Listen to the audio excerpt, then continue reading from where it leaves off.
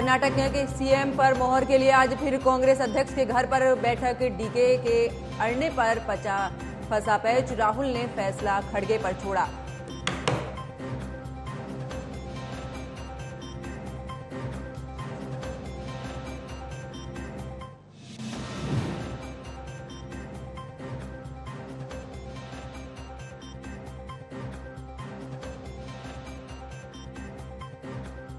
दिल्ली के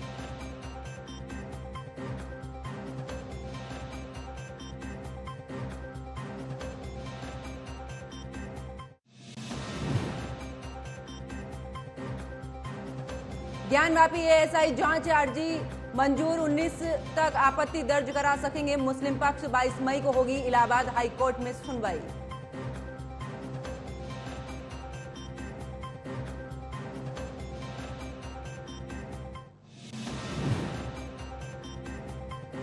बिहार में बाबा बागेश्वर के दरबार का आखिरी दिन, हिंदू राष्ट्र की हुंकार पर बोले नीतीश, पूजा पाठ सबका अधिकार, संविधान का उल्लंघन ठीक नहीं।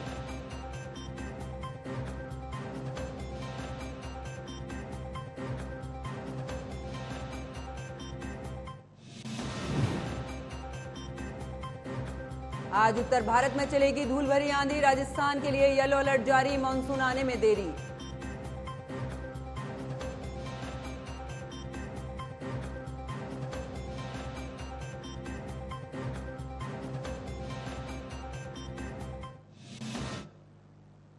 नमस्कार, आप देख रहे हैं न्यूज वॉच इंडिया। मैं हूं आपके साथ पंकज यादव। करते हैं बुलेटिन की शुरुआत। तो कर्नाटक के मुख्यमंत्री का जो नाम है वो 4 दिन के बाद भी फाइनल नहीं हो सका है। सीएम रेस में 2 नाम सबसे आगे चल रहे हैं। कर्नाटक प्रदेश अध्यक्ष मल्लिकार्जुन खड़गे के आपको बता दें कि राष्ट्रीय अध्यक्ष के साथ में उस दौरान कर्नाटक के प्रदेश अध्यक्ष डीके शिव कुमार और साथ ही पूर्व मुख्यमंत्री सिद्धारमैया, दोनों नेताओं ने राहुल गांधी और साथ ही कांग्रेस के राष्ट्रीय अध्यक्ष मल्लिकार्जुन खड़गे से वो मिले हैं, लेकिन बातचीत इस दौरान बेनतीजा रही है। फिलहाल इन्हें दिल्ली में ही रुकने को कहा गया है। आज दोनों नेता सुबह 11 बजे सोनिया गांधी से भी मिल सकते हैं। कर्नाटक चुनाव में कांग्रेस को 224 में से 135 सीटें मिली हैं। कांग्रेस विधायक दल की बैठक में सभी एमएलए ने नेता चुनने के लिए खड़गे को अधिकृत किया है। इसके बाद कांग्रेस अध्यक्ष ने इस दौरान सभी विधायकों से 1 to 1 बात करने को कहा था और इस दौरान सीएम पद के दोनों दावेदार डीके शिव कुमार और सिद्धारमैया दिल्ली में कांग्रेस अध्यक्ष मल्लिकार्जुन खड़गे से उनके घर पर जाकर मिले। दोनों नेताओं से मुलाकात के बारे में खड़गे ने राहुल और साथ ही सोनिया गांधी से बात की।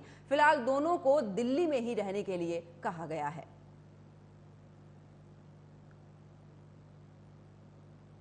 खबरों में आगे बात करते हैं, जहां पर प्रधानमंत्री नरेंद्र मोदी G7 शिखर सम्मेलन में शामिल होने के लिए जल्द ही जापान का दौरा करेंगे। शेड्यूल के मुताबिक पीएम मोदी 19 से 21 मई तक जापान के दौरे पर रहेंगे। जापान के प्रधानमंत्री फूमियो किशिदा ने पीएम मोदी को इस समिट में हिस्सा लेने के लिए आमंत्रित किया है। G7 समिट की अध्यक्षता जापान कर रहा है। शिखर सम्मेलन के दौरान G7 के सूत्रों में साझेदार देशों के साथ प्रधानमंत्री मोदी कई विषयों पर बात करेंगे, जिसमें स्थायी ग्रह की शांति, स्थिरता और समृद्धि, खाद्य, उर्वरक और साथ ही ऊर्जा सुरक्षा जैसे कई मुद्दे इसमें शामिल हैं। पीएम मोदी शिखर सम्मेलन से इसमें हिस्सा लेने वाले कुछ नेताओं के साथ में भी द्विपक्षीय बैठक भी करेंगे। जापान के बाद PM Modi Papua New Guinea की भी यात्रा करेंगे, जहां पर वो पोर्ट मोरेस्बी पहुंचेंगे और जहां से वो 22 मई को पापुआ न्यू गिनी में भी प्रधानमंत्री जेम्स मार्पे के साथ में संयुक्त रूप से FIPIC 3rd समिट के तीसरे शिखर सम्मेलन में भी मेजबानी करेंगे।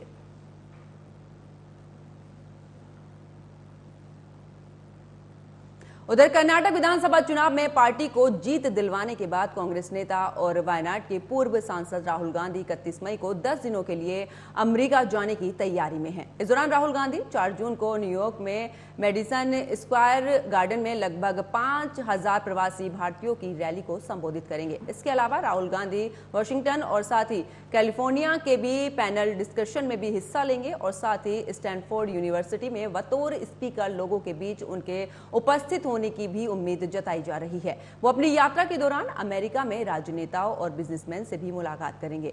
बता दें कि राहुल गांधी जब भारत जोड़ो यात्रा के बाद ब्रिटेन गए थे, उस दौरान उन्होंने कुछ ऐसा बयान दिया था जिस पर जमकर बवाल भी मचा था। अब राहुल गांधी अमेरिका जाने वाले हैं, यहां वो किस तरीके का बयान देते हैं, इस पर पूरे देश की निगाहें होंगी।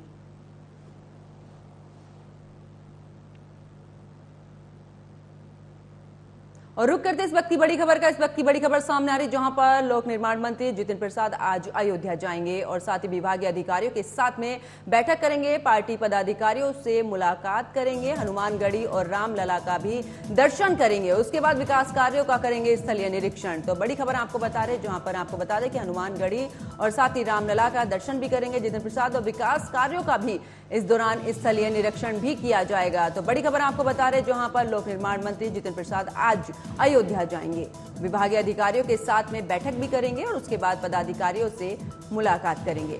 हनुमानगढ़ी और रामलला के भी इस दौरान वो दर्शन करेंगे, उसके बाद विकास कार्यों का करेंगे स्थलीय निरीक्षण। तो बड़ी खबर आपको बता रहे, जहां पर आज अयोध्या के दौरे पर रहेंगे लोक निर्माण मंत्री जितिन प्रसाद, जहां इस दौरान वो विभागीय अधिकारियों के साथ बैठक करेंगे और साथ ही तमाम मुद्दों पर चर्चा की जाएगी, पार्टी पदाधिकारियों से मुलाकात भी करेंगे, हनुमानगढ़ी और रामलला का भी दर्शन करेंगे आज, और विकास के बाद में विकास कार्यों का भी करेंगे स्थलीय निरीक्षण।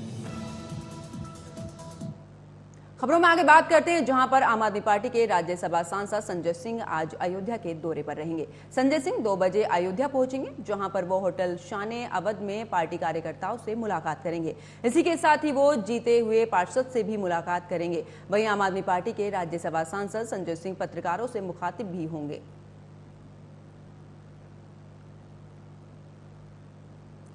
तो देखिए, आज संजय सिंह अयोध्या जाएंगे, जहां पर वो आम आदमी पार्टी के जीते हुए पार्षदों से मुलाकात करेंगे और कई अहम मुद्दों पर भी इस दौरान चर्चा करेंगे। इसी के साथ आपको बता दें कि आज अयोध्या के दौरे पर रहेंगे आम आदमी पार्टी के सांसद संजय सिंह। रुक करते इस वक्त की बड़ी खबर का। आरक्षण को लेकर आज धरना देगी वीपीपी, और इस दौरान वीपीपी ने राज्य के अंदर धरना प्रदर्शन का निश्चय किया है। सचिवालय के पास पार्किंग स्थल पर होगा धरना प्रदर्शन। तो बड़ी खबर आपको बता रहे, जहां पर सचिवालय के पास में पार्किंग स्थल पर यह धरना प्रदर्शन होगा। और इस दौरान बड़ी खबर आपकी टीवी स्क्रीन पर बता दें कि आरक्षण को लेकर आज धरना देगी वीपीपी, और वीपीपी ने राज्य के अंदर धरना प्रदर्शन करने का निश्चय किया है। सचिवालय के पास पार्किंग स्थल पर धरना प्रदर्शन होगा।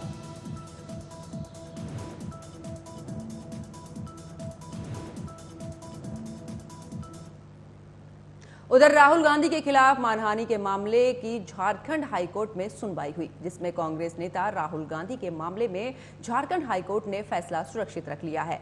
बता दें कि राहुल गांधी ने अमित शाह पर आपत्तिजनक टिप्पणी की थी। वहीं आज झारखंड हाईकोर्ट के न्यायाधीश अंबुजनाथ के समक्ष मामले की सुनवाई हुई। इसकी अगली सुनवाई कल होगी। अदालत ने दोनों पक्षों को कल तक दलीलों का सारांश दाखिल करने का भी निर्देश दिया है।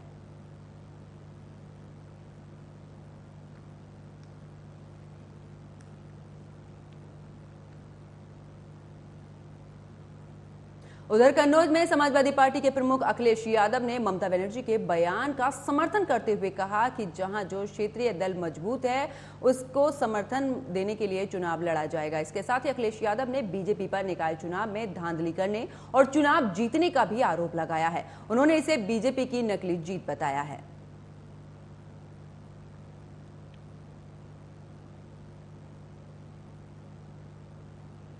उधर नगर निकाय चुनाव में जीत के बाद यूपी सरकार में मंत्री संजय निषाद काफी खुश दिखाई दे रहे हैं। उन्होंने बीजेपी पार्टी को बड़ा भाई बताया है। वहीं ओम प्रकाश राजभर की पार्टी को मिली करारी हार पर मंत्री संजय निषाद ने कहा कि राजभर तब दिग्गज थे जब बीजेपी और समाजवादी पार्टी के साथ थे। अकेले कभी दिग्गज रहे हों तो बताइए, जनता हम लोगों के साथ है। अखिलेश यादव के बयान पर उन्होंने कहा कि जब उनके पास समय था तब जनता के लिए अखिलेश यादव ने कुछ नहीं किया।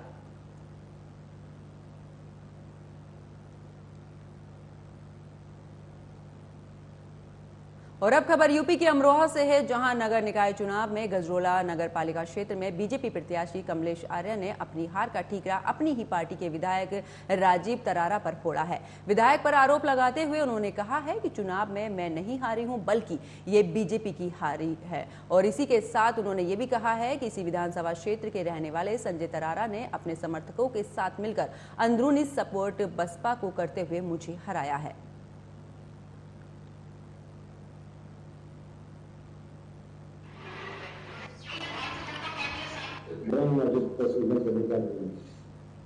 पहले तो मैं गजरोला की जनता को आभार व्यक्त करती हूँ, धन्यवाद देती हूँ, क्योंकि उन्होंने मुझे बहुत प्यार दिया, इतना वोट दिया कि भारतीय जनता पार्टी के कार्यकर्ताओं को और बड़े नेताओं को सभी को धन्यवाद देती हूँ, आभार व्यक्त करती हूँ।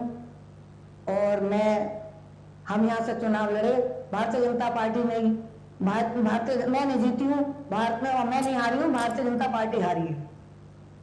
और ऐसे लोगों ने हमें, जैसे हमारे राजीव तरारा विधायक जी, इन्होंने हमें हराने का काम किया है, अंदर ही अंदर विरोध करा है। हमसे कहते रहे कि हम तुम्हारा प्रचार कर रहे हैं हाथी का प्रचार। इन्होंने हाथी को लड़ाया और मैं इनके आवाज पर गई कि विधायक जी हमारा चुनाव लड़ाओ, इन्होंने साफ मना कर दी। खबरों में आगे बात करते हैं, जहां पर वाराणसी के बहुचर्चित ज्ञानवापी परिसर में मिले शिवलिंग ही नहीं बल्कि पूरे विवादित स्थल का भारतीय पुरातत्व सर्वेक्षण से वैज्ञानिक पद्धति से जांच कराने की याचिका को जिला जज की अदालत ने मंजूर कर लिया है। मामले में कोर्ट ने अंजुमन इंतजामिया मसाजिद कमेटी को आपत्ति दाखिल करने के लिए 19 मई तक का समय दिया था। मसाजिद कमेटी को आवेदन की कॉपी भी दी गई है। इसके साथ ही कोर्ट ने मामले की सुनवाई के लिए 22 मई की तारीख तय की है। सुप्रीम कोर्ट के अधिवक्ता विष्णु शंकर जैन ने 6 याचिकाओं की एक तरफ से सर्वे की गुहार लगाई है। उन्होंने कहा कि सनातन हिंदू धर्म में आस्था रखने वाले सभी लोग ये चाहते हैं कि हमारे आराध्य आदि विश्वेश्वर से जुड़ा ज्ञानवापी का जो सच है वो सामने आए। सबको ये मालूम होना चाहिए कि ज्ञानवापी के अंदर विश्वेश्वर का मंदिर कब बना है।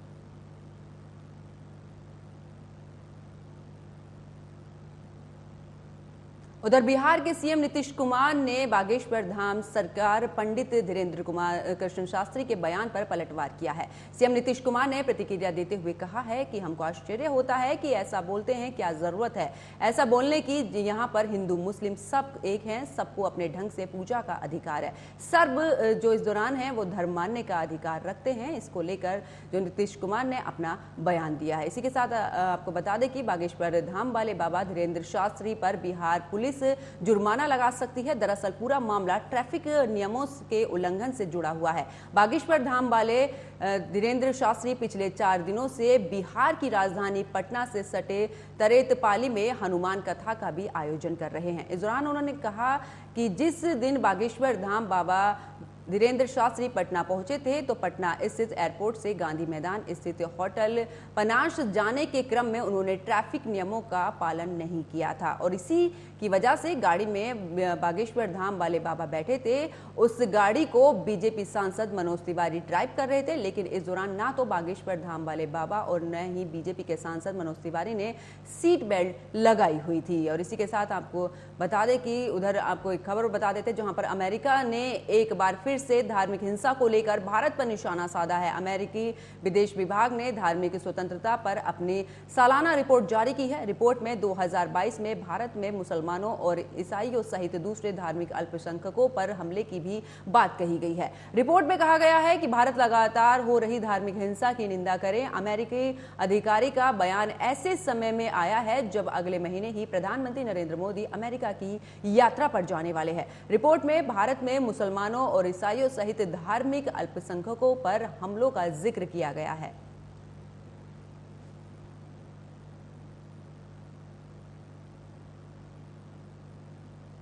खबरों में आगे बात करते हैं गाजियाबाद की, जहां पर एक फौजी की नाबालिग बेटी ने आत्महत्या कर ली। इसके पीछे का कारण जानकर आप भी चौंक जाएंगे। तो वहीं परिजनों ने आरोप लगाया है कि एक विशेष समुदाय का नाबालिग लड़के ने इस छात्रा के साथ में दुष्कर्म किया और उसके बाद उसकी अश्लील वीडियो बनाई, जिसको लेकर वो उसे ब्लैकमेल कर रहा था। इसके बाद 10वीं की छात्रा इसका प्रेशर झेल नहीं पाई और उसने सुसाइड कर लिया।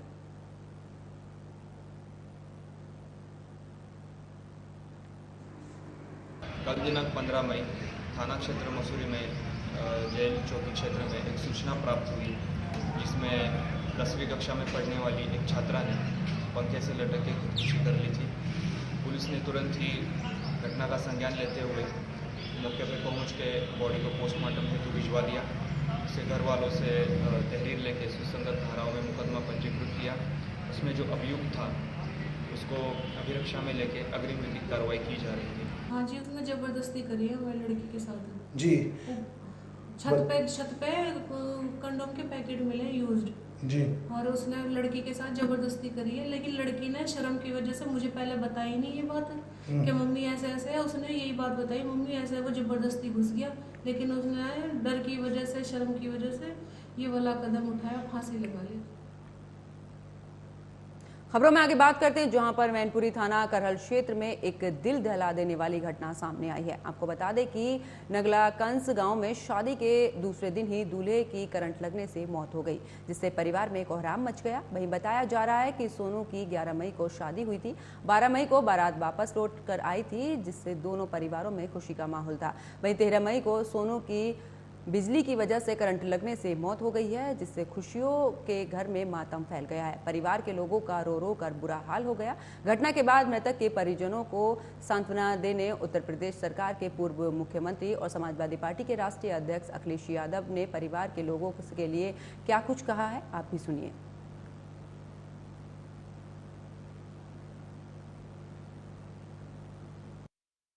दुखद घटना हुई है और दोनों ने, परिवारों ने कुछ न कुछ अपने बेटा बेटी के लिए सपने देखे थे और कई बार बहुत सी चीज़ें हम लोगों के हाथ में नहीं होती। ये अचानक अकस्मात ये घटना घटी है, बिजली के कारण उसकी मृत्यु हो गई। मैं परिवार से मिला हूँ, दोनों बेटी के पिता से, बेटे के पिता से, माँ से, बेटी से और उनके परिवार के सहयोगी साथियों से, परिवार के और सदस्यों से। ये समय सूझबूझ से और समझदारी से रह कर के, धैर्य रख कर के अपने दुख को सहना है। माँ का दुख अलग है और जो बेटी आई है उसका भी दुख अलग है। उन दोनों का दुख समझ पाना मुश्किल है। मैंने परिवार के लोगों को भरोसा दिलाया है कि जो हम लोगों से बन पड़ेगा सहयोग करेंगे। बड़ी घटना है, दुखद है और दोनों परिवार के लिए बड़ा संकट का समय है। खबरों में आगे बात करते हैं यूपी के कानपुर की, जहां पर नयागंज स्थित सेंट्रल बैंक के लॉकर से एक बार फिर से चोरों ने लाखों का सामान उड़ा लिया है। चोरी की सूचना मिलते ही पुलिस ने आला अधिकारी और फोरेंसिक टीम जांच में जुट गई है। सेंट्रल बैंक के लॉकर से एक बार फिर लॉकर तोड़कर सामान गायब करने की शिकायत सामने आई है और शिकायतकर्ता गुरविंदर सिंह ने बताया है कि उनकी माताजी गुरजीत कौर के नाम से इस बैंक में लॉकर था, जिसमें 10 लाख के सोने और चांदी के सामान रखे हुए थे और साथ ही जब 8 तारीख को बैंक पहुंचे तो वहां देखा कि उनका सारा सामान वहां से गायब है। तो देखिए, खबर कानपुर से है, जहां पर आपको बता दें कि सेंट्रल बैंक के लॉकर में रखे हुए सोने चांदी के आभूषण जहां इस दौरान लॉकर से गायब हो गए हैं। वहीं इस पूरे मामले की पुलिस जांच कर रही है। मोबाइल किसी के लिए बहुत कुछ तो किसी के लिए सब कुछ हो सकता है। इसी उद्देश्य के साथ में पुलिस अधीक्षक महोबा अपर्णा गुप्ता के निर्देशन पर जनपद वासियों के खोए हुए मोबाइल फोन की बरामदगी के लिए पुलिस अधीक्षक कैंप कार्यालय स्थित सर्विसलेंस में निरंतर अभियान चलाया जा रहा है।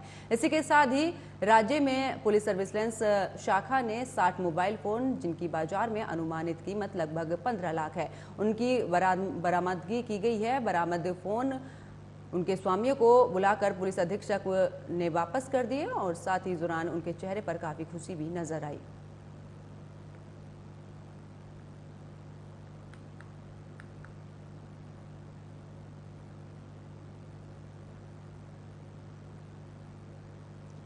महोबा का ये पूरा मामला है, जहां पर आपको बता दें कि पुलिस अधीक्षक ने इस दौरान खोए हुए मोबाइलों को उनके मालिकों को सौंप दिया है, जहां इस दौरान मोबाइल मिलने की वजह से लोगों के चेहरे पर एक अलग ही खुशी नजर आ रही थी। तो 60 फोनों को इस दौरान वापस किया गया है उनके मालिकों को, जिसके बाद आपको बता दें कि पुलिस अधीक्षक ने अभियान चलाया था, जिसके बाद ये मोबाइल उन स्वामी को वापस कर दिए गए हैं। उधर पृथ्वी की सतह पर लगभग 3/4 भाग यानी कि 70 से 80% हिस्सा समुद्र से घिरा हुआ है और शेष भूमि क्षेत्र है। लेकिन यही समुद्र आज भी वैज्ञानिकों के लिए एक सिर्फ पहेली बना हुआ है, जिसे सुलझाने की कोशिश वैज्ञानिकों ने ना जाने कितनी बार की है, लेकिन अभी तक समुद्र की गहराई में छिपे रहस्य ही बनकर रह रहे हैं। आखिर क्यों, इस रिपोर्ट में देखिए।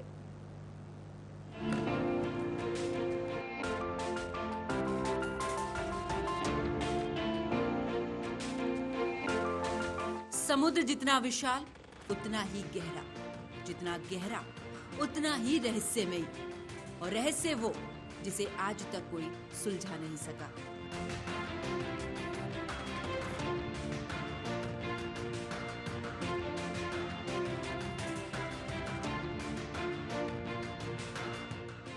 हम बात कर रहे हैं पृथ्वी के आधे से ज्यादा उस हिस्से की जो आज भी वैज्ञानिकों के लिए कई ऐसे सवाल खड़े कर देता है जिनके जवाब जानने के लिए वैज्ञानिकों को ना जाने कितने साल लग गए। कई सारे लोगों के मन में ये सवाल होगा कि आखिर हम समुद्र के अंदर कितनी गहराई तक जा सकते हैं। आपको बता दें कि इंसान समुद्र के अंदर काफी गहराई तक जा चुका है। कहने का मतलब ये है कि अब तक इंसान समुद्र के अंदर लगभग 35,858 फीट गहराई तक जा चुका है। इसका सीधा सीधा मतलब ये निकलता है कि इंसान समुद्र की सबसे गहराई वाली जगह पर जा चुका है। हालांकि कुछ वैज्ञानिक ये भी मानते हैं कि समुद्र के अंदर इससे भी गहराई में जाया जा सकता है। ये जगह चैलेंजर डीप के अंदर है, जो कि मरियाना ट्रेंच के अंतर्गत आता है। बता दें कि मरियाना ट्रेंच पृथ्वी की सबसे गहरी जगह है, जो कि प्रशांत महासागर के अधीन आता है। मरियाना ट्रेंच धरती की सबसे गहरी जगह है। वहाँ समुद्र 10,898 मीटर से 10,916 मीटर तक गहरा है, यानी कि करीब 11 किलोमीटर की गहराई।